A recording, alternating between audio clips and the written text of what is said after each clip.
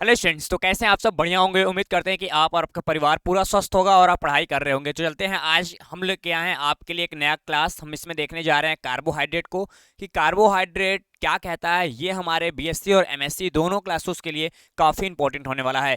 तो बीएससी जो first semester के स्टूडेंट नहीं, सेकेंड सेमेस्टर के स्टूडेंट हैं उनके लिए, और एमएससी फर्स्ट सेमेस्टर के जो स्टूडेंट हैं उनके लिए जूलॉजी का ये मोस्ट इंपॉर्टेंट टॉपिक है, जो आपको कहीं ना कहीं देखने के लिए मिल जाता है। तो कार्बोहाइड्रेट के आज हम लोग इंट्रोडक्शन के बारे में पढ़ेंगे, उनके फिजिकल प्रॉपर्टीज के बारे में बात करेंगे, उनके केमिकल प्रॉपर्टीज की बात करेंगे, और छोटे छोटे बातों के साथ ही हम पूरे टॉपिक को कंप्लीट कर लेंगे। चलते हैं अपने आज के इस सेशंस को स्टार्ट करते हैं। उससे पहले बता दें सभी को गुड मॉर्निंग।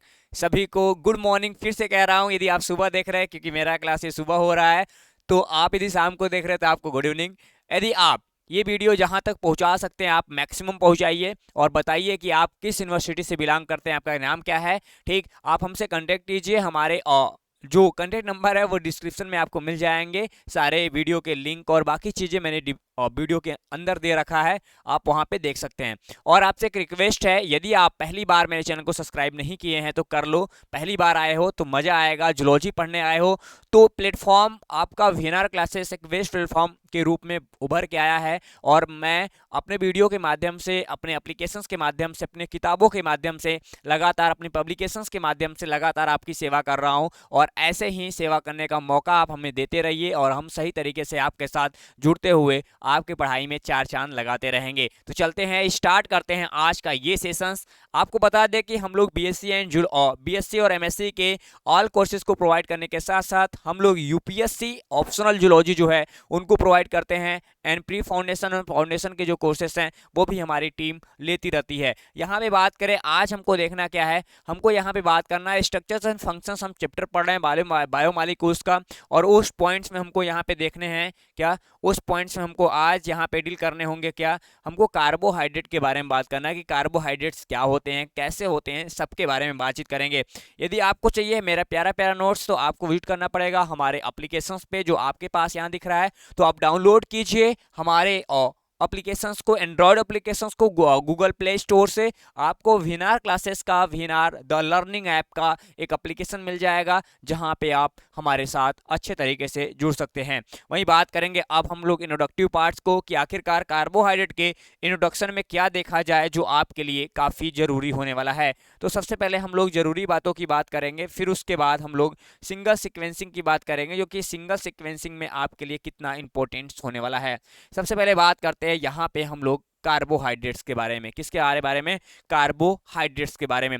तो जैसे आपको बता रहे हैं कि कार्बोहाइड्रेट्स ये पॉलीसेकेराइड्स कंपाउंड्स हैं। ठीक, अब यहाँ पे देख रहा है कि कार्बोहाइड्रेट्स में जो ग्रुपिंग होती है, नेचुरल ग्रुपिंग होती है, वहां पे हम देखा जाए तो ग्रुप ऑफ नेचुरली यहाँ पे कार्बोनिल कंपाउंड्स होते हैं। नंबर फर्स्ट की कार्बोनिल कंपाउंड्स किसको बोलते हैं? कार्बोनिल कंपाउंड्स हम लोग एल्डिहाइड को बोलते हैं। यानी जब सीएचओ हमारे पास देखने के लिए मिल जाएगा तब हम लोग उसको क्या बोलेंगे, जब हमारे पास CHO मिल जाएगा, CHO की बात कर लेंगे तो इनको एल्डिहाइड बोलते हैं। वहीं कीटोन की बात करेंगे तो हम लोग डबल बॉन्ड और इसकी बात कर लेंगे तो हमारे पास कीटोन आ जाएगा। यानी जो कार्बोहाइड्रेट्स होते हैं उनमें एक नेचर्स होते हैं, क्या कार्बोहाइड्रेट्स में नेचुरली ग्रुपिंग होती है, जिसे हम लोग कार्बोनिल कंपाउंड्स कहते हैं, और इसमें एल्डिहाइड के ग्रुप पाए जाएंगे, और इसके साथ साथ क्या पाए जाएंगे, यहाँ पे कीटोन के ग्रुप देखने के लिए मिल जाएंगे। एंड बात करते हैं ये पूरे के पूरे हाइड्रोक्सी ग्रुप, लगातार इनके पूरे बॉन्ड में हाइड्रोक्सी ग्रुप जुड़े होते हैं। हम आगे के सेशंस में बात करेंगे कि कैसे हाइड्रोक्सी ग्रुप पूरे स्ट्रक्चर्स में लगातार आपके साथ जुड़ के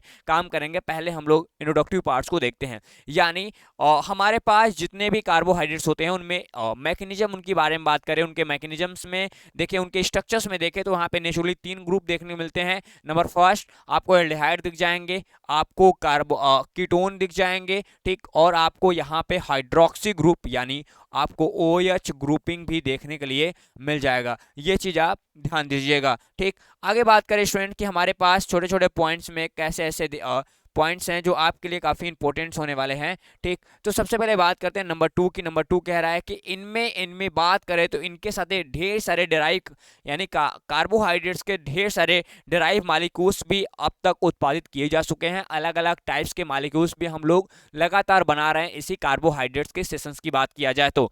ठीक, यानी हम लोग यहाँ पे देखा जाए कि ढेर सारे हाइड्रोलिसिस के प्रोसेस करा के, यानी जो कार्बोहाइड्रेट्स हैं वहाँ हम लोग हाइड्रोलिसिस कराते हैं। हाइड्रोलिसिस का मतलब होता है किसी भी कंपाउंड से हाइड्रोजन को बाहर निकालना और दूसरे मालिक्यूल्स को जोड़ देना। ठीक वही काम हमारे कार्बोहाइड्रेट के साथ होता है। कार्बोहाइड्रेट में हम लोग एक्स्ट्रा मालिक्यूल्स को जोड़ने के लिए जब उसके पास लाते हैं, हम जब केमिकल रिएक्शंस कराते हैं तो वहां से वाटर मालिक्यूल्स निकल जाते हैं। यानी दो कार्बोहाइड्रेट के मालिक्यूल्स को जब आपस में आप जोड़ते हैं, क्या दो कार्बोहाइड्रेट के मालिक्यूल्स को जब आपस में जोड़ते हैं तो वहां से एक मालिक्यूल वाटर का हाइड्रोलिसिस हो जाता है, यानी बाहर निकल जाता है। ये चीज आप ध्यान रखिएगा। ठीक, यानी जल अपघटन कराने के बाद हमको यहाँ पे मिल जाएगा। यदि हम बात करें तो जो ऑर्गेनिक कंपाउंड्स हैं हमारे पास कार्बोहाइड्रेट्स के, हम उन्हें सैकराइड्स के नाम जानते हैं। यानी सैकराइड्स आप ज़्यादा अच्छा तरीके से बोल सकते हो कि इन्हें हम सैकराइड्स के रूप में जानते हैं। ठीक, और आगे कह रहा है कि कैसे होते हैं इनके नेचर्स की बात करें तो कह रहा है कि जो कार्बोहाइड्रेट्स होते हैं स्पेशली वाटर में सॉल्युबल होते हैं। क्या होते हैं? वाटर में सॉल्युबल होते हैं एंड मीठे होते हैं। टेस्ट की बात करें तो मीठे होते हैं, कॉल्ड शुगर। इसीलिए हम इसे चीनी यानी शुगर के नाम से भी जानते हैं। क्या जो हमारा शुगर है, सिक, आज हम चीनी जो देख रहे हैं उसी कल्चर में कार्बोहाइड्रेट ही है। ठीक, अब उसके बाद क्योंकि सुक्रोज है वो, अब हमारे पास दो चीजें ध्यान देना है। एक चीज टेस्टिंग जो होती है वो हमारे पास क्या होती है? स्वीट होती है, मीठी होती है और ये वाटर में सॉल्युबल होते हैं। लेकिन एक चीज ध्यान देना, 100% जो कार्बोहाइड्रेट्स होते हैं वो कब 100% कार्बोहाइड्रेट वाटर में सॉल्युबल नहीं होते। लेकिन कुछ ऐसे भी कार्बोहाइड्रेट बनाए गए हैं, डायरेक्ट कार्बोहाइड्रेट बनाए गए हैं जो हमारे पास वाटर में इनसॉल्युबल कंडीशन में पाए जाते हैं। ठीक, उसके बाद हम लोग नेक्स्ट टॉपिक की बात करते हैं। नेक्स्ट टॉपिक में क्या कह रहा है? कह रहा है कार्बोहाइड्रेट की कंपेयर यदि बात करें तो इनमें लॉर्ज चेन होता है। कैसे होते हैं? लॉर्ज चेन होते हैं और ये हेट्रोजीनस कंपाउंड्स होते हैं। कैसे होते हैं? हेट्रोजीनस कंपाउंड्स मतलब कि इनमें एक ऑक्सीजन मालिक्यूल्स बीच में पाया जाता है, इसकी बात कर रहा है। ठीक, और यहाँ पे देखा जाता है कि स्पेशली जो प्लांट्स होते हैं कार्बोहाइड्रेट प्लांट्स के रूप में यहाँ पे सेलुलोज एंड स्टार्च को रिसीव करते हैं और एनिमल में हमारे कार्बोहाइड्रेट्स देखने के लिए मिल जाते हैं। यानी कहने का बात यही है कि यहाँ पे विशेष रूप से हम देखा जाए, यानी स्पेशल कल्चर की बात कर रहा है कि स्पेशल कल्चर्स की बात करें तो सेलुलोज और स्टार्च जो होते हैं वो पाए जाते हैं प्लांट्स के अंतर्गत। और लेकिन जो जानवर होते हैं, क्या होते हैं? जानवर होते हैं यानी हमारे एनिमल्स होते हैं, एनिमल में कार्बोहाइड्रेट के फॉर्म में ही देखने को मिल जाता है, यानी ग्लूकोज फॉर्म में देखने के लिए मिल जाएगा। यदि बात करें हम कार्बोहाइड्रेट में तो कार्बन, ऑक्सीजन और हाइड्रोजन के मालिक्यूल्स मिल जाते हैं। क्या कार्बन, यहाँ पे हम बात करें पूरे कार्बोहाइड्रेट में तो यहाँ पे जो हमारे सबस्टांस होते हैं वो कंटेनिंग होते हैं, यानी बने होते हैं स्पेशली किससे? कार्बन से बने होंगे, हाइड्रोजन से बने होते हैं, ऑक्सीजन मालिक्यूल से बने होते हैं। और यहाँ पे हाइड्रोजन और ऑक्सीजन जो होते हैं लगातार प्रेजेंट होते हैं इनके एक रेशियो में। किसके रेशियो में? वाटर के रेशियो में ही पाए जाएंगे। यानी हम लोग एक सिंपल तरीके से बात करें तो हमारे जो ऐसे एक रेशियो होता है, इसको एक्स कर लो और इसको हम लोग क्या कर लेंगे? स्पेशली यहाँ पे वाई कर लेते हैं। तो स्पेशली ऐसे देखा जाता है कि यदि हम लोग इनके क्राइटेरिया की बात करें तो जैसा रेशियो देखने के लिए मिलेगा, क्या जैसा रेशियो देखने को मिलेगा, यानी एक्स की वैल्यू डिपेंड करती है हमारे टोटल वाई की वैल्यू पे। यानी जो हमारे पास देखा जाए तो कार्बन के आप एक एग्जांपल ले लो, यहाँ पे बात करो C6H12O6 की, तो यहाँ पे देखा जाता है इन दोनों को हम लोग शॉर्ट फॉर्म में देखा जाए तो कितने हो सकते हैं? देखो H2O इनको कर लो, कोई दिक्कत तो है नहीं। यहाँ पे हम 6 कर लेते हैं, यानी 6H2O को ही वेरीफाई करके यहाँ पे लिखा गया है। और कार्बन की संख्या कितनी है? 6 है। यानी जितना हमारी x की वैल्यू होगी और उतना ही हमारे टोटल y की वैल्यू होगी। इसको ऐसे भी लिख सकते हैं या फिर इसको हम लोग ऐसे भी कर सकते हैं। कैसे? ऐसे भी कह सकते हैं। ठीक, तो हमारे पास ये क्राइटेरिया देखने के लिए मिल जाता है। यानी x की वैल्यू दोनों तरफ कैसा होगी? बराबर देखने के लिए मिलेगी। यानी जो x की वैल्यू होगी वो c के साथ आएगी और उतना हमारे पास वाटर मॉलिक्यूल्स आगे की ओर बढ़ता जाएगा। ठीक, उसके बाद हम लोग यहाँ पे स्ट्रक्चर्स की बात करें, कैसे होते हैं स्ट्रक्चर्स, इनमें क्राइटेरिया इनकी कैसे होती है, इनके बारे में जब बातचीत होता है तो बड़ा सिंपल तरीके से मिलता है। नंबर फर्स्ट की बात कर रहा है कि हमारे पास जो कार्बोहाइड्रेट होते हैं वो बने होते हैं स्पेशली किससे? कार्बन से, हाइड्रोजन से और ऑक्सीजन से। मैंने इसकी बात कर लिया।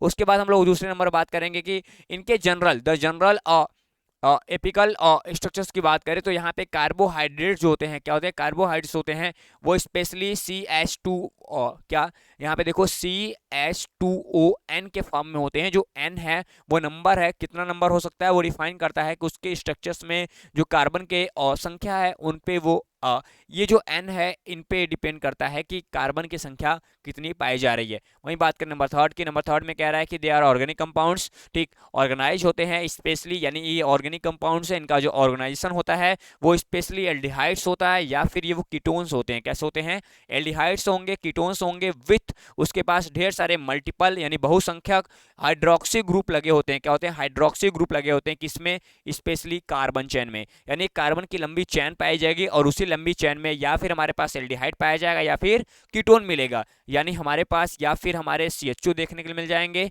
ठीक, या फिर हमारे पास यहाँ से C O देखने के लिए मिल जाएगा, और उसके साथ डिफरेंट डिफरेंट ग्रुप किसके, हाइड्रोक्सी यानी OH के ग्रुप भी देखने के लिए मिलेंगे। तो एक चीज ध्यान देना, नंबर तो हमने हमने थोड़े थोड़े पॉइंट्स में बात किया है। आगे बात करते हैं, अगला कह रहा है कि द बिल्डिंग ऑफ ब्लॉक्स की बात करें तो all carbohydrates specially simple sugar के नाम से जानते हैं, और इसकी छोटी जो यूनिट होती है उसको हम लोग बोलते हैं मोनोसेक्राइड्स। क्या बोलते हैं, मोनोसेक्राइड्स, यानी कार्बोहाइड्रेट की जो सिंपल यूनिट होती है हम उसे मोनोसेक्राइड्स के नाम से जानते हैं। ये लाइन आप याद रखेंगे। वहीं बात करें नंबर 5 की, नंबर 5 कह रहा है कि यहाँ से देखो बहुत ही सिंपल है, कोई दिक्कत नहीं, इसलिए मैं थोड़ा फास्ट चल रहा हूँ, जहां पे जरूरत पड़ेगा मैं आपको समझा दूंगा कि वहां पे थोड़ा टाइम लगाना है, आपके साथ जुड़ना पड़ेगा। तो अलग अलग कंडीशंस में अलग अलग नेचर्स आपको काम आते रहेंगे, ठीक। उसके बाद हम लोग बात करें यहाँ पे कि जो मोनोसेक्राइड्स होते हैं कैन बी यहाँ पे पॉलीहाइड्रोक्सी एल्डिहाइड, यानी पॉलीहाइड्रोक्सी, पॉलीहाइड्रोक्सी मतलब होता है ढेर सारे OH ग्रुप पाए जाएंगे, वो एल्डिहाइड पाया जाएगा तो उसको एल्डोज बोलते हैं। क्या बोलते हैं, एल्डोज बोलते हैं। एंड पॉलीहाइड्रोक्सी कीटोन पाया जाएगा तो हम उसे कीटोज कहते हैं। ये नाम मोस्ट इंपॉर्टेंट है, काफी बच्चे कंफ्यूजन हो जाते हैं, तो इसको ध्यान देना, ये आपको MCQ में पूछता रहता है, ठीक, ये भी पूछता रहता है और ये भी आपको MCQ में पूछता रहता है कि एल्डोज किसको बोलते हैं, कीटोज किसको बोलते हैं। तो ध्यान देना कि जो मोनोसेक्राइड्स होते हैं यदि वो पॉलीहाइड्रोक्सी, क्या, पॉलीहाइड्रोक्सी एल्डिहाइड उनमें देखने को मिलता है तो इनको हम लोग एल्डोज कहते हैं। यदि पॉलीहाइड्रोक्सी कीटोन देखने को मिलता है तो हम लोग उसे कीटोज कहते हैं। यानी कार्बोहाइड्रेट या मोनोसेक्राइड्स की वह श्रृंखला, यानी मोनोश्रृंखला, कार्बोहाइड्रेट की जो यूनिट है मोनोसेक्राइड, मोनोसेक्राइड की वो स्ट्रक्चर जिसमें और पॉलीहाइड्रोक्सी ग्रुप के साथ कीटोन पाया जाएगा तो उसको हम कीटोज बोलेंगे। यदि हम दूसरे फॉर्म में देखा जाए तो कह रहा है कि यदि कोई भी ऑर्गेनिक मॉलिक्यूल्स हमारे मोनोसेक्राइड्स हैं और मोनोसेक्राइड के अंदर ढेर सारे पॉलीहाइड्रोक्सी ग्रुप के साथ एल्डिहाइड पाया जाएगा तो हम उसे एल्डोज के नाम से जानते हैं। ये लगातार आप याद रखते रहिएगा, जो आपके लिए जरूरी है, ठीक। उसके बाद हम लोग आगे बात करें तो यहाँ पे एक कोई स्ट्रक्चर की बात कर रहा है कि the carbohydrates can be structurally, यहाँ पे और ढेर सारे रिप्रेजेंट करते हैं, 3 टाइप्स के स्ट्रक्चर्स होते हैं जो आज के कल्चर में पाया जाता है। नंबर फर्स्ट की बात कर ले, नंबर फर्स्ट हमारे पास यहाँ पे ओपन चैन है। क्या है, ओपन चैन है, ओपन चैन स्ट्रक्चर्स। यहाँ पे हम लोग कार्बन की एक बड़ी चैन बनाएंगे और उसमें हम लोग पूरे इनको ओपन कर देंगे, क्या, ओपन कर देंगे, और ओपन चैन के फॉर्म में हम देखेंगे आगे, हम सबके तीनों के बारे में पढ़ने वाले हैं। नंबर 2 कह रहा है यहाँ पे कि हेमी एसिटल स्ट्रक्चर्स, कि हेमी एसिटल संरचना क्या है, कभी कभी ये भी पूछता रहता है, कभी मल्टीपल चॉइस में आता है, ये 3 देता है और एक नहीं देता, बोलता है कि इनमें से कौन सा ऐसा स्ट्रक्चर्स है जो कार्बोहाइड्रेट को नहीं बनाता है। तो ध्यान दीजिएगा प्यारे मेरे प्यारे प्यारे भाई बहनों जो भी हैं, ठीक, वो इन चीज़ों को बड़ा MCQ के माध्यम से ध्यान दीजिएगा, क्योंकि मैं अपने को बुक में MCQ देता नहीं, लेकिन अपने वीडियो लेक्चर में लगातार MCQ बताता रहता हूं जो आपके लिए जरूरी होता है। वहीं बात करेंगे तीसरे नंबर पे, यहाँ पे हावर्थ जो संरचना होती है, हावर्थ स्ट्रक्चर्स भी आपके लिए मोस्ट इंपॉर्टेंट है। कैसे होते हैं तीनों स्ट्रक्चर्स, हम लोग बारी बारी से अभी डील करते हैं। वहीं बात करेंगे यहाँ पे ओपन चैन रिएक्शंस की, किसकी बात करेंगे, ओपन चैन रिएक्शंस की बात करते हैं। नंबर फर्स्ट कह रहा है कि जो ओपन चैन रिएक्शंस होते हैं वो कैसे होते हैं, इनके बारे में थोड़ी सी बातचीत की जानी चाहिए। यहाँ पे कहता क्या है कि इनमें लॉन्ग स्टेट चैन होती है, किसकी, ग्लूकोज की, स्पेशली कार्बोहाइड्रेट की। यहाँ पे बात कर रहा है कि जो CHO फॉर्म यहाँ पे दिखाई दे रहा है, क्या दिखाई दे रहा है, यहाँ पे हमको CHO फॉर्म दिखाई दे रहा है, कि ये जो CHO फॉर्म दिखाई दे रहा है, क्या, ये जो CHO फॉर्म दिखाई दे रहा है ये डी ग्लूकोज यानी डेस्ट्रो ग्लूकोज बोलते हैं इसको, ठीक। ये डेस्ट्रो ग्लूकोज का स्ट्रक्चर है, ये हमारे एल्डोज स्ट्रक्चर के साथ, मतलब ढेर सारे पॉलीसेक्रा, यहाँ पे क्या है, पॉलीहाइड्रोक्सी पाए जा रहे हैं। कितने हाइड्रोक्सी ग्रुप हैं, यहाँ पे आपको 5 हाइड्रोक्सी ग्रुप दिखेंगे और एक एल्डिहाइड ग्रुप मिलेगा, तो इसे हम लोग क्या बोलेंगे, एल्डोज बोलते हैं। क्या बोलते हैं, एल्डोज बोलते हैं। दूसरा हमारे पास यहाँ पे उसी का मोनोमर्स है, ठीक। यहाँ पे हमको एल्डिहाइड दिख रहा है तो हम इसे क्या बोलते हैं, ये भी हमारे दो टाइप्स के आ गए। इनको हम लोग देखो, ये दो एक तरफ आ जाते हैं, तो इस ऐसे स्ट्रक्चर्स को हम लगातार क्या बोलते हैं, हम लोग स्पेशली इन्हें क्या बोलते हैं, एल्डोज स्ट्रक्चर्स, यानी पॉलीहाइड्रोक्सी के साथ ये सारे केमिकल मिल रहे हैं। ये राइबोज स्ट्रक्चर्स हैं, डी राइबोज का नाम जानते हैं ना, जो डीऑक्सी राइबोज शर्करा होती है, यानी राइबोज सुगर्स होते हैं। राइबोज सुगर्स की बात कर रहा है जो हमारे डीएनए और आरएनए में लगातार काम करता है, ठीक। हम लोग राइबोज की बात कर रहे हैं, ठीक। ये हमारे आरएनए के अंतर्गत, किसके अंतर्गत, आरएनए के अंदर पाया जाने वाला शुगर है, इनको ध्यान देना। तो यहाँ भी ये हमारे पास CHO पाया जाता है, यानी एल्डिहाइड ग्रुप, और इसके साथ हमारे प्यारे प्यारे 4 क्या ग्रुप लगे होते हैं, किसके, स्पेशली पॉलीहाइड्रोक्सी के। यानी पॉलीहाइड्रोक्सी के साथ हमारे पास क्या लग रहा है, एल्डिहाइड ग्रुप देखने के लिए मिल रहा है, ठीक। वहीं बात करेंगे यहाँ पे फ्रक्टोज की बात करें, फ्रक्टोज में आपको दिख रहा होगा ये पॉलीहाइड्रोक्सी, देखो एक हो गया, 2 हो गया, 3 हो गया, ठीक, और ये 4 और ये 5, और यहाँ पे आपको कीटोन दिखाई दे रहा है, क्या दिखाई दे रहा है, यहाँ पे आपको कीटोन दिखाई दे रहा है, नहीं इसको कीटोज कहेंगे। यानी पॉलीहाइड्रोक्सी के साथ यदि कीटोन ग्रुप पहचान में आता है या फिर मौजूद होता है तो हम उन्हें कीटोज के नाम से जानते हैं। यानी कभी भी ओपन चेन स्ट्रक्चर्स में ग्लूकोज की लॉन्ग चेन होती है, वहाँ पे ग्लूकोज के लॉन्ग चेन यानी कार्बोहाइड्रेट के लॉन्ग चेन में स्पेशली वर्क कर रहा होता है कार्बन का सिंपल शुगर, यानी सिंपल स्ट्रक्चर्स। इनको हम लोग एल्डोज बोलते हैं। जिसमें एल्डिहाइड पाया जाएगा उसे हम एल्डोज बोलेंगे, और जिसमें कीटोन पाया जाएगा उसे हम लोग कीटोज कहते हैं, जो आपके लिए काफी इंपॉर्टेंट होने वाला है।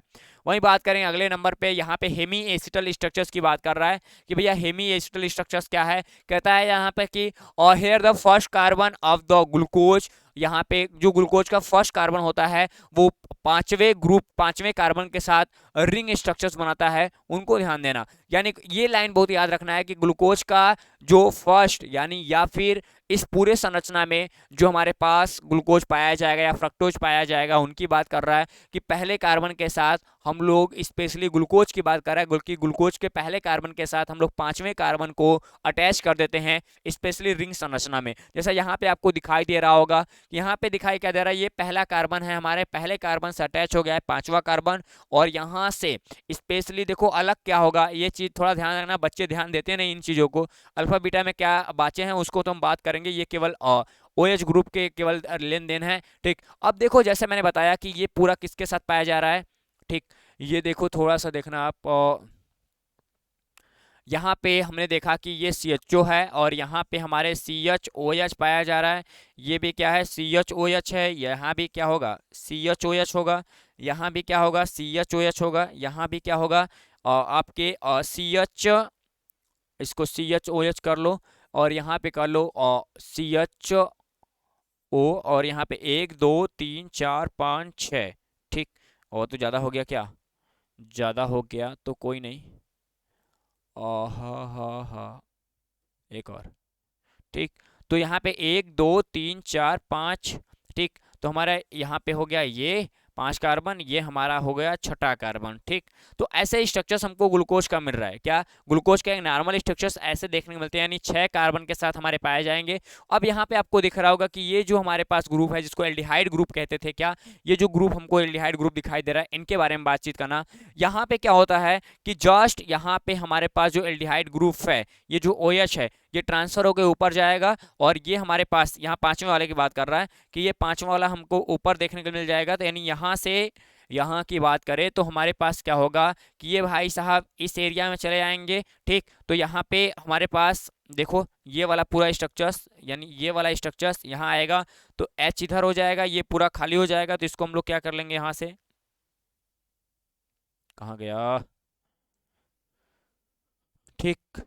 और यहाँ से, हाँ, आ जाओ आ जाओ आ जाओ आ जाओ, देखो यहाँ से हम इसको मिटा लेंगे आसानी तरीके से, तो हमारे पास ये इधर जुड़ जाएगा, और यहाँ पे पहले से OH है, क्या है, पहले से OH है, तो यहाँ से हमारे पास एक O जो हमारा OH निकला था उसका O इधर हो जाएगा, और एक H जाके इधर जुड़ जाता है, और यहाँ पे ये आपका OH ऊपर हो जाएगा, यानी क्या बना लेगा स्ट्रक्चर से यहाँ पे, यहाँ पे आपको स्ट्रक्चर्स कुछ ऐसा बनता हुआ दिखाई देगा। कैसा बनता हुआ दिखाई देगा? ऐसा कुछ बनता हुआ दिखाई देगा।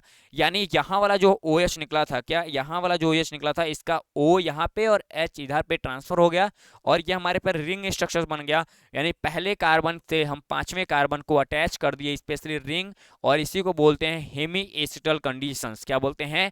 हेमी एसिटल कंडीशन, जो आपको यहाँ पे दिखाई दे रहा है। यानी यहाँ पे right hand left hand side की बात कर रहा है। यानी लेफ्ट हैंड साइड यानी रिंग के साइड इधर हम लोग ओ एच को जो ओ जोड़ रहे हैं उधर ओ एच लिखते हैं, तो इसको हम लोग अल्फा कहते हैं, अल्फा स्ट्रक्चर कहते हैं। यदि हम उसके अपोजिट साइड में लिखते हैं इसको हम लोग बीटा ग्रुप कहते हैं। क्या कहते हैं? बीटा ग्रुप कहते हैं। तो ध्यान देना, पहले कार्बन से पांचवें कार्बन को जब अटैच करेंगे उनकी बात कर रहा है। वहीं बात करेंगे अगले स्ट्रक्चर्स में, यहाँ पे हावर्थ स्ट्रक्चर्स की बात कर रहा है। यहाँ प्रेजेंट होते हैं स्पेशली पायरिनॉस रिंग स्ट्रक्चर्स। ये पायरिनॉस रिंग स्ट्रक्चर्स स्पेशली दोनों रिंग होते हैं, उनके बीच हमको अल्फा और बीटा रिंग के बीच हम लोग इनको अटैच करते हैं, जैसा यहाँ पे आपको दिखाई दे रहा होगा। आप देख पा रहे होंगे यहाँ पे सबसे सिंपल तरीके से कि ग्लूकोज का पहला मालिक्यूल्स है, ठीक, और ये ग्लूकोज का दूसरा मालिक्यूल्स है।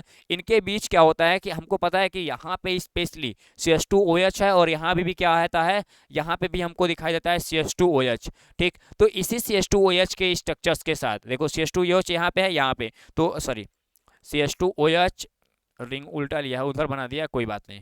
यहाँ पे क्या पाया जाएगा? यहाँ पे पाया जाएगा OH। क्या पाया जाएगा स्टूडेंट?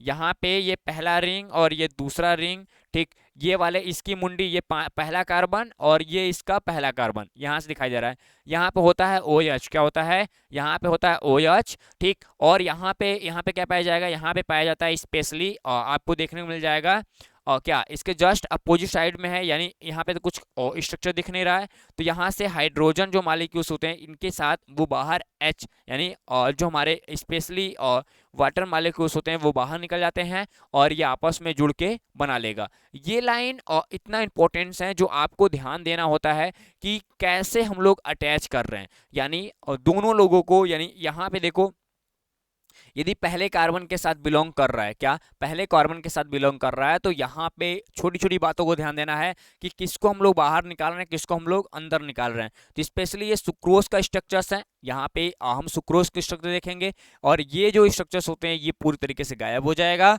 और गायब होने के बाद यहाँ पे केवल हाइड्रोजन मॉलिक्यूल्स बचता है और दो ऑक्सी, मतलब ध्यान देना, दो हाइड्रोक्सी, ये दोनों ग्रुप आपस में जुड़ जाते हैं।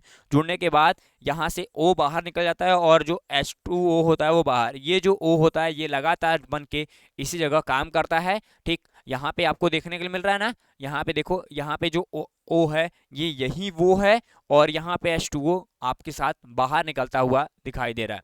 तो बेसिक चीजें हैं, सिंपल तरीके से आप एक बार इसको क्लियर कर लेना, और नहीं हुआ तो फिर बताना। देखो क्या कह रहा है, कह रहा है यहाँ सिंपल तरीके से कि हमारे पास हमारा जो मैकेनिज्म्स हैं उनकी बात करें, ठीक।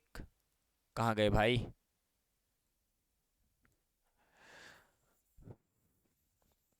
देखो, सबसे सिंपल बेस कैसे हम इसको समझते हैं, इसको समझने का एक अच्छा सा उपाय है। यदि हम लोग रिंग में ये हटा दें, तब क्या हटा दें? हम लोग रिंग में इसको हटा दें, तब की बात कर रहा है कि चलो हम इसको हटा ही देते हैं। आपको दुविधा हो रही होगी, चलो इसको मैंने हटा दिया, ठीक, इसको मैंने हटा दिया यहाँ से, ठीक। अब देखो, जब इसको हटा दिया तो क्या देखने को मिल रहा है? अब यहाँ पे आपको H देखने को मिलेगा। क्या मिलेगा? इसको यहाँ पे H देखने को मिलेगा। अब यहाँ पे जो H दिखाई दे रहा है, ठीक, इसको ध्यान देना, कहता क्या है? देखो यहाँ भी आपको दिखाई दे रहा होगा OH होता है, और यहाँ भी होता है OH, ठीक, और ये बीच में होता नहीं है। तो फिर ये दोनों OH आपस में क्या करते हैं? OH और OH आपस में जुड़ते हैं, जुड़ने के बाद ये H2O बनाते हैं और O मालिक्यूल्स बाहर निकालते हैं। यही O मालिक्यूल्स यहाँ पे जुड़ जाता है और यहाँ से H2O बाहर निकलते हैं। यानी हम देखें तो ग्लूकोज के, यानी अल्फा डी जो ग्लूकोपाइरिनोस हैं और बीटा डी जो फाइरिनॉइड है, इन दोनों के यदि हम जोड़ते हैं, क्या जोड़ते हैं, तो यहाँ से क्या मिलता है कि स्पेशली हमको वाटर मॉलिक्यूल्स बाहर मिलेगा जुड़ता हुआ, मतलब निकलता हुआ। इनको कहते हैं कि इनका हाइड्रोलिसिस हो जाता है। हाइड्रोलिसिस के बाद ये बाहर निकल जाएंगे और यहाँ पे हमारे पास एक स्ट्रक्चर्स मिल जाएगा जिसको हम लोग बोलते हैं हावर्थ संरचना। यानी इनको हम केमिस्ट्री के अंदर जब पढ़ते हैं तो बड़ा डिटेल पढ़ते हैं, यहाँ पे आपको केवल बेसिक टर्मिनोलॉजी के बारे में ही पढ़ना है, ठीक। अभी देखो हम लोग आगे बढ़े तो आगे कहता है कि यहाँ पे फिजिकल कंडीशंस की बात करनी है कि कार्बोहाइड्रेट के फिजिकल कंडीशंस क्या हैं। नंबर फर्स्ट यहाँ से कह रहा है कि स्टीरियो आइसोमेरिज्म, यानी स्टीरियो आइसोमेरिज्म की बात करें तो यहाँ पे इनके बारे में कहता है कि एक ही संरचना सूत्र को हम लोग यदि कंपाउंड सेविंग अलग अलग होते हैं यदि बनाते हैं तो वहाँ पे जो स्थानिक विन्यास होता है, उनकी संरचना होती है, उनकी स्थिति होती है, उनकी पोजीशंस होती है, वो दो मिल जाते हैं। यानी ग्लूकोज की स्पेशली बात करें तो दो समावयवी दो आइसोमेरिज मिलते हैं, ठीक, जो आपको डी ग्लूकोज और एल ग्लूकोज यानी डेस्ट्रो और लीवोरोटेटरी ग्लूकोज के नाम से जानते हैं। तो याद रखना नंबर फर्स्ट कह रहा है कि कार्बोहाइड्रेट में नंबर फर्स्ट यहाँ पे डी ग्लूकोज और आपके एल ग्लूकोज के फॉर्म में मिलते हैं। डी ग्लूकोज को हम डेस्ट्रो रोटेटरी ग्लूकोज कहते हैं और लिवो रोटेटरी ग्लूकोज के नाम से हम लोग जानते हैं, और स्पेशली ये टू आइसोमेरिज में इसके लिए काफ़ी इंपॉर्टेंट्स हैं। वहीं बात करेंगे ऑप्टिकल एक्टिविटी। ऑप्टिकल एक्टिविटी में देखें तो ये प्लेन पोलराइजेशन एक्टिविटी दिखाते हैं। क्या दिखाते हैं? ये प्लेन पोलराइजेशन एक्टिविटी दिखाते हैं और ये पॉजिटिव और नेगेटिव ध्रुव के रूप में आपको देखने के लिए मिल जाएंगे। वहीं बात करेंगे नंबर अगले की बात कर रहा है यहाँ पे डेस्ट्रो आइसोमर की बात कर रहा है। तो डेस्ट्रो आइसोमर में बताएंगे कन्फिगरेशनल और जो चेंजेस होते हैं वो C2 और C3 और C4 इन ग्लूकोज एग्जाम्पल की बात करें तो मोनोस की बात कर रहा है, गैलेक्टोज की बात कर रहा है, इनमें आपको देखने मिल जाते हैं। यहाँ पे कार्बन 2 और से यानी कार्बन 2 से यहाँ पे विन्यासित होना स्टार्ट हो जाता है। कार्बन 2, 3, 4 जो होते हैं वो लगातार बदलते रहते हैं अपने स्ट्रक्चरल फॉर्म में, जैसे हमारा मेनोज है और ग्लैक्टोज के फॉर्म बोल रहा है। अमीनो और क्या बोल रहा है यहाँ पे? बोल रहा है अमीनोज्म की बात कर रहा है। अमीनोज्म क्या कहते हैं? कहता है इसका मतलब क्या है? अमीनोज्म की मतलब होता है कि इट इज द यहाँ पे स्पेक्ट्रल कॉन्फ़िगरेशन होता है। तो इनकी कॉन्फ़िगरेशंस की बात करें तो क्या कहता है कि यहाँ पे एल्डोज में पहले कार्बन परमाणु कि एल्डोज में जो होता है वो पहले कार्बन परमाणु और कीटोज में दूसरे कार्बन परमाणु में लगातार संरचना इनकी चेंज होती रहती है। यानी इनकी जो क्रियात्मक यूनिट होती है, फंक्शनल यूनिट होती है, वो हमारे एल्डोज होगा। क्या होगा? एल्डोज होगा। एल्डोज में फंक्शनल यूनिट हमारे पास क्या होगा? पहला वाला होगा एल्डिहाइड ग्रुप। वहीं बात करेंगे दूसरे वाले में कि जो हमारे पास कीटोज होगा, क्या होगा? कीटोज होगा। देखो बोल रहा ना फर्स्ट कार्बन एटम एल्डोज के अंदर, वहीं बात कर रहा है सेकेंड कार्बन एटम किसके अंदर? कीटोज के अंदर। ठीक, ये दोनों लाइन याद रखना, ये दोनों फंक्शन यूनिट होती है, लगातार वो काम करते हैं एटम के फॉर्म में, यानी एटॉमिक कंडीशंस में जब वो रिएक्शन करेंगे तब। वहीं बात करेंगे यहाँ पे केमिकल और प्रॉपर्टीज की कार्बोहाइड्रेट के सिंपल फॉर्म में। केमिकल प्रॉपर्टीज में नंबर फर्स्ट कहते हैं यहाँ पे और ओसाजन का निर्माण। ओसाजन क्या है बेटा? देखो सबसे सिंपल तरीके से कह रहा है यहाँ पे कि ओसाजन के निर्माण, यानी यहाँ पे ओसाजन फॉर्मेशन की बात कर रहा है कि जो हमारे पास ओसाजन होता है इनकी बात करें, जब हमारे पास शुगर की एक्टिविटी यानी शुगर जब रिएक्ट कर रहा होता है किससे? स्पेशली शुगर के ढेर सारे जो ड्राइव मटेरियल्स होते हैं, ठीक, वो स्पेशली जब एक्टिविटी होती है तो वहाँ पे हमको देखने मिलता है कि स्पेशली ओसाजन फॉर्मेशन होते हैं। क्या होते हैं? ओसाजन फॉर्मेशन होते हैं। इनके बाद ये कब रिएक्शन करता है? ये जो फेनिल हाइड्राजन होता है, क्या फेनिल हाइड्रोजन से रिएक्शन कराते हैं ग्लूकोज की। किससे रिएक्शन कराते हैं? ग्लूकोज से जब फेनिल हाइड्रोजन की रिएक्शन कराते हैं तब हमें ओसाजन प्राप्त होता है, जैसे ग्लाइकोसोजान। ग्लाइकोसोजोन जो है, ग्लाइकोसोजन मोस्ट इंपोर्टेंट कंपाउंड्स है।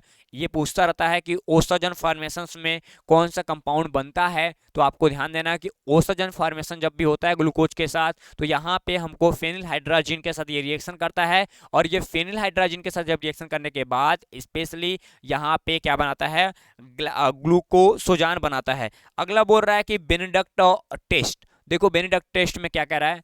कह रहा है कि बेनेडिक्ट टेस्ट की बात करें तो कहता है कि जो क्षार के प्रेजेंट में, मानी जो हमारे पास बेस की उपस्थिति होती है, बेस की उपस्थिति में जब हम शुगर को गर्म करते हैं, क्या बेस के प्रेजेंटेशन में जब हम शुगर को गर्म कर रहे होते हैं तब हमें यहाँ पे रिडक्शन होते हुए दिखता है। क्या दिखता है? रिडक्शन होते हुए दिखता है। जब पता, ध्यान देना, जब हम लोग बेस के प्रेजेंट में किसी भी क्षार के उपस्थिति में हम लोग किसको गर्म करेंगे? इसी शुगर को गर्म करते हैं तो हमारे पास इसका अपचयन होता है, और अपचयन करने के बाद ये छोटे अपने से छोटे प्रजातियों को लगातार बनाती है, जिसे हम लोग क्या बोलते हैं? एलईडी, क्या एल्डिओज के नाम से जानते हैं, तो एल्डिओज के रूप में जानते हैं। और जो बेनेडिक्ट सॉल्यूशंस होते हैं और उनके साथ उनका रंग बदल जाता है। क्या रंग बदल जाता है? यानी नीला लाल से ये लाल रंग में कन्वर्ट हो जाते हैं। तो ये चीज़ ध्यान देना, बहुत बेसिक चीज़ है जो आपको क्लास 12 में बताई गई थी, इसलिए मैं ज़्यादा इसमें टाइम लगा रहा। ऑक्सीडेशन इनका होता रहता है। क्या ऑक्सीडेशन होता रहता है? ऑक्सीडेशन में स्पेशली जो मोनोसैकेराइड्स होते हैं वो स्पेशली कम करते हैं और कार्बोनिल और जितने भी एल्डिहाइड ग्रुप होते हैं, एल्डिहाइड ग्रुप का जब हम ऑप्शन कराते हैं तो वो कीटोन ग्रुप में लगातार बदलते रहते हैं, यानी कार्बोनिल समूह में बदलते रहते हैं। ये चीज़ आप ध्यान दीजिएगा। अब यहाँ पे कहता है कि जो बेनेडक्ट परीक्षण होते हैं डी ग्लूकोज और डी ग्लाइको एसिड में लगातार कन्वर्ट होते रहते हैं। ये छोटी सी बातें हैं, आप ध्यान दीजिएगा।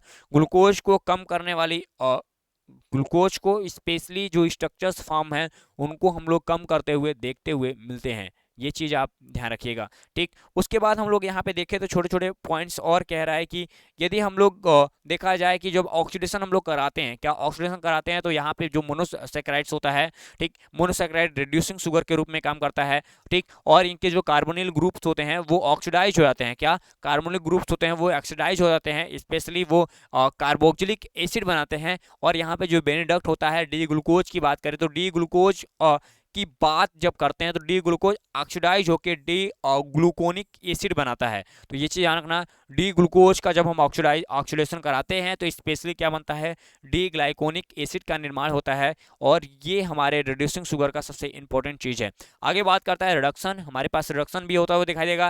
रिडक्शन की बात करेंगे तो रिडक्शन बोलता है रिडक्शन टू एल्कोहल। हमको पता है कि जब हम लोग किसी भी नॉर्मल जैसे हमारे पास मेथेन हो गया, मेथेन का ऑक्सीडेशन कराते हैं तो हमको क्या मिलता है, हमको मिलता है CH2 कह सकते हो OH5, और हमको एल्कोहल मिलता है।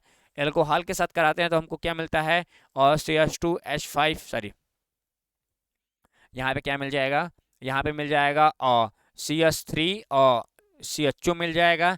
यदि हम इसका कराते हैं तो हमको क्या मिल जाता है, हमको मिल जाता है CH3COOH मिल जाता है। तो ये देखने के लिए मिल जाता है। तो यहाँ पे क्या कह रहा है कि जब हमको कभी भी देखो इस वाले को कराएंगे ना, इस वाले को करा रहे हैं, इस वाले को हम कराएंगे तो ये वापस जाएगा। तो कहता है रिडक्शन टू एल्कोहल, जब हम इसका रिडक्शन कराते हैं तो जस्ट ये अपोजिट साइड में यानी इस डायरेक्शन में काम करने लगता है।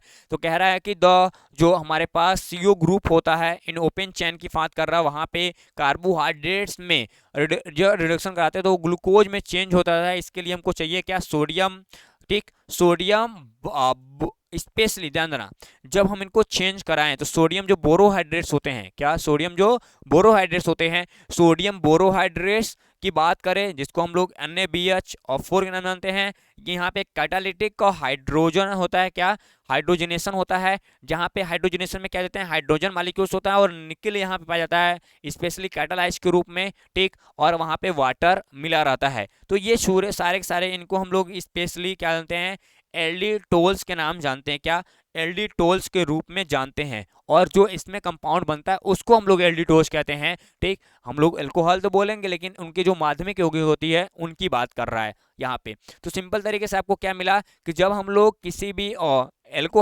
किसी भी शुगर को हम लोग क्या करते हैं वहाँ पे तो रिडक्शन कराते हैं तो वो एल्कोहल बनाता है। और एल्कोहल बनाने के लिए हमको चाहिए यहाँ पे क्या, यहाँ पे चाहिए हमको सोडियम बोरोहाइड्रेट चाहिए, और उसके साथ साथ हमको चाहिए हाइड्रोजन और निकल मॉलिक्यूल चाहिए, ताकि हम लोग आगे सही तरीके से कंपाउंड को बना सकें। यदि बात करें इसके स्पेशली फंक्शन स्ट्रक्चर्स के कि कैसे फंक्शंस पाए जाते हैं, फंक्शन में क्या कह रहा है, जो कार्बोहाइड्रेट्स होते हैं वो स्पेशली पूरे वर्ल्ड वाइड डिस्ट्रीब्यूट होते हैं, क्या होते हैं, वर्ल्ड वाइड डिस्ट्रीब्यूट होते हैं। और ये लगातार हमारे एनिमल्स में, हमारे प्लांट्स के अंदर, उनके टिश्यूज में, उनकी सेल्स में पाए जाते हैं, ठीक। ये चीज़ ध्यान देना। आर्थ्रोपोडा की बात करें हम लोग तो अपनी बॉडी की बात करें, ठीक, हम लोग ह्यूमन बॉडी के जो स्ट्रक्चरल होते हैं यानी स्केलेटन स्ट्रक्चर्स होते हैं वहाँ पे वो लगातार काम करते हैं। और ये स्पेशली स्टोरेज मटेरियल के रूप में भी किसी ना किसी जगह हमारे बॉडी के अंदर, जैसे ग्लूकोज का स्टोरेज मटेरियल ग्लाइकोजन है जो हमारे बॉडी के लीवर में लगातार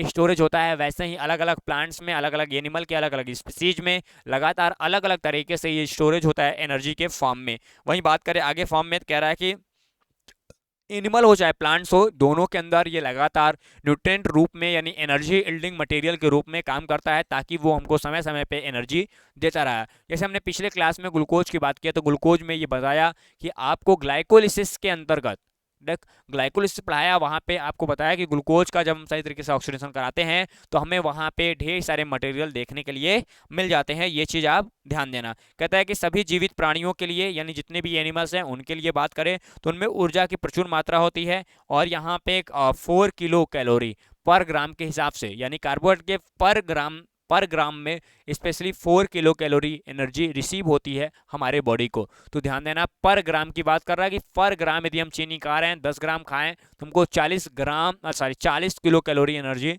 रिसीव हो गई हमारी बॉडी के अंदर। ठीक, और एक चीज़ ध्यान देना, ये छोटी छोटी बातें हैं, इन चीज़ों को सबसे बेसिक चीज़ें हैं, यही मैंने बताया कि 4 किलो कैलोरी पर ग्राम के हिसाब से लिविंग बींग्स में लगातार एनर्जी मिलती रहती है। यदि कार्बोहाइड्रेट की बात करते हैं इसके साथ साथ, तो कार्बोहाइड्रेट एक ऐसा मटेरियल है जो हमारे बॉडी को तत्कालीन यानी कह सकते हो कि चिपेस्ट मात्रा में यानी लगातार कम मात्रा में जल्दी एनर्जी उत्पादन करने का मटेरियल है। और ग्लाइकोलिसिस की जो प्रक्रिया होती है, ग्लाइकोलिसिस प्रक्रिया में ही ये लगातार एटीपी बनाती है और एटीपी हमारे बॉडी के एनर्जी के रूप में आती है। यदि बात करें तो ग्लाइकोलिसिस के लास्ट प्रोसेस में हमने देखा था कि पायरुविक एसिड बनता था और वहीं पायरुवेट आगे चल के क्रेब्स साइकिल यानी टीसीए साइकिल में हमारे पास पूर्ण रूप से ऑक्सीडाइज होने के बाद स्पेशली ढेर सारे ग्लूकोज मालिक्यूल्स का ढेर सारे एटीपी मालिक्यूल्स का फॉर्मेशन करता हुआ दिखाई देगा।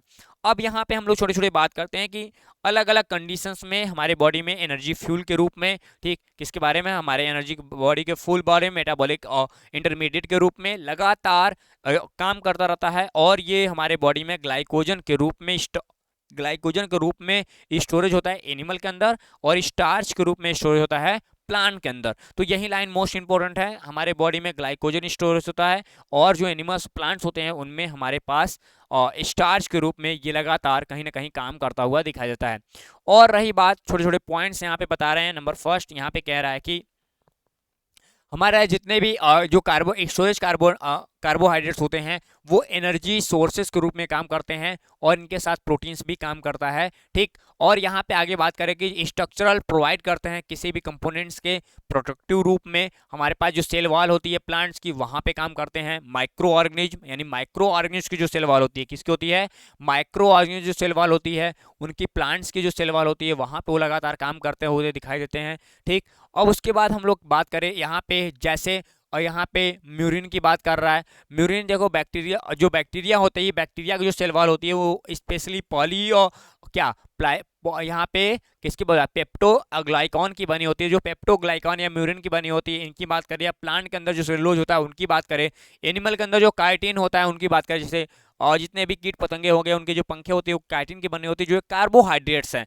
यानी अलग अलग जो एनिमल्स हैं, माइक्रो ऑर्गेनिज्म हैं, उनमें अलग अलग तरीके से हमारा कार्बोहाइड्रेट यूज होता है उनके एक्सटर्नल बॉडी के फॉर्मेशंस के लिए। जैसे हमने देखा कि जो हमारे बैक्टीरियल सेल्स हैं, बैक्टीरिया के अंदर स्पेशली काम कर रहा है यहाँ पे क्या, पेप्टिडोग्लाइकॉन काम कर रहा है, म्यूरिन काम कर रहा है। वहीं बात करेंगे हमारे पास प्लांट के अंदर सेलुलोज काम कर रहा है, एनिमल के अंदर हम लोग काइटिन के बारे में देखते हैं कि क्या काइटिन के फॉर्म में देखते हुए दिखाई देते हैं। वहीं बोल रहा है अगला कि carbohydrates are intermediate specially biosynthesis के फॉर्म में देखा जाए, जो हमारा फैट होता है और प्रोटीन होता है वहाँ उनके लिए ये इंटरमीडिएट का काम करता है। और आगे बात करें जो कार्बोहाइड्रेट होता है वो specially regulation and nervous tissues यानी जो नर्वस सिस्टम्स होते हैं उनके और रेगुलेशन के काम करता है और ये लगातार एनर्जी सोर्सेज के रूप में काम करता है। किसके लिए, ब्रेन के लिए। यानी ग्लूकोज ना हो, कार्बोहाइड्रेट ना हो तो हमारे ब्रेन को भी एनर्जी नहीं मिलेगी, वो सिस्टम ठप पड़ जाएगा। जैसे यहाँ पे रिकॉर्डिंग हो रही है तो ये हमारा जो सीपीयू लगा हुआ है ये किसी दिन बैठ जाए, बोले कि मैं काम नहीं करूँगा तो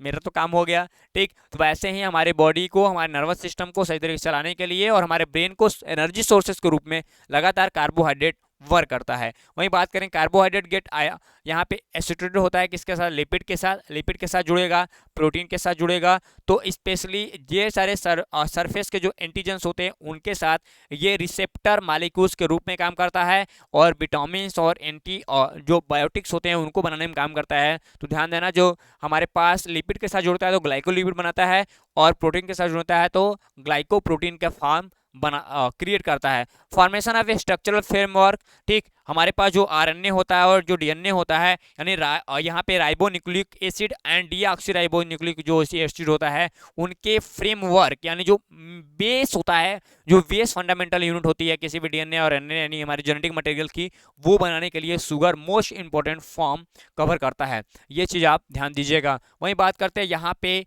देखा जाए तो हमारे पास ये जो हमारा पूरा ग्लाइकोलिपिड या फिर बात करें यहाँ पे ग्लाइकोप्रोटीन में, तो स्पेशली ग्लाइकोप्रोटीन की बात करेंगे तो प्रोटीन के साथ ये जुड़ जाता है, ठीक। और लिपिड की, ग्लाइकोलिपिड की बात करेंगे तो लिपिड के साथ जुड़ जाता है कौन, हमारा कार्बोहाइड्रेट लिंक हो जाता है।